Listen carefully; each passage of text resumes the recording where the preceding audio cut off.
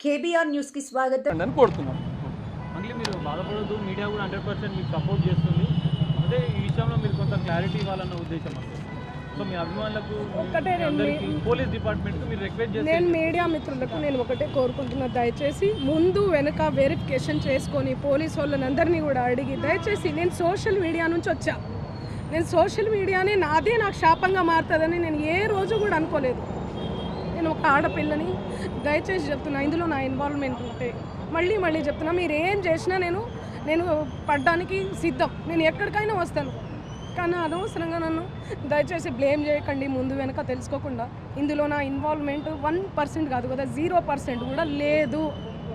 ఆయన just famous అవ్వడం కోసమే నాతో మాట్లాడాడు కూడా, నువ్వు వస్తేనే నేను మాట్లాడతాను అని చెప్పి ప్రతి ఒక్కరిని కూడా ఆయన అట్లనే అప్రోచ్ అవుతున్నారు. సెలబ్రిటీస్ని నేను కనుక్కున్నాను కూడా, ప్రతి ఒక్క సెలబ్రిటీ ఇదే చెప్తున్నారు. రిటర్న్ డబ్బులు ఇచ్చి మరీ ఇంటర్వ్యూ చేయించుకుంటాడట ఆయన, అంత పిచ్చి ఉంది ఆయనకి. ఆయన ముందు వీడియోలు వినండి. అండ్ ఈ కేసు సిఐడిలో ఆల్రెడీ నడుస్తుంది, 1 year నుంచి నడుస్తుంది. 3 years నుంచి వాళ్ళు ఈ దందా నడిపిస్తున్నారంట. వాళ్ళందరూ కూడా బాలాజీ నాయక్, మధు నాయక్, ఇంకెవరెవరో హేమకాంత్ రెడ్డి, ఇంకోరు ఎవరెవరో ఉన్నారు. వాళ్ళంతా గొలుసు కట్టులా ఉన్నారు వాళ్ళు. నాకు అసలు తెలీదు.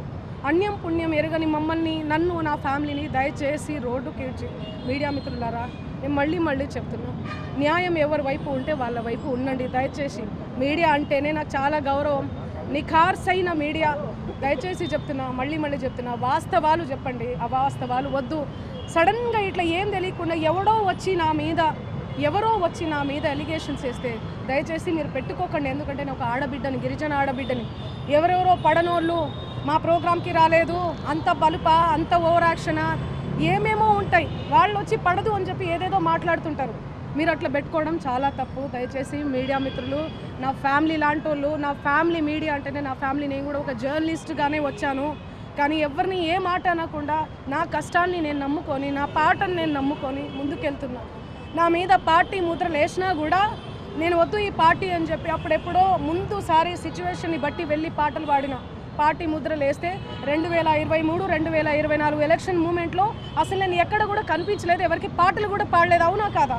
మీరు సెర్చ్ చేయండి. మళ్ళీ చెప్తున్నా, నాకు వద్దు, నా పాట ముఖ్యం.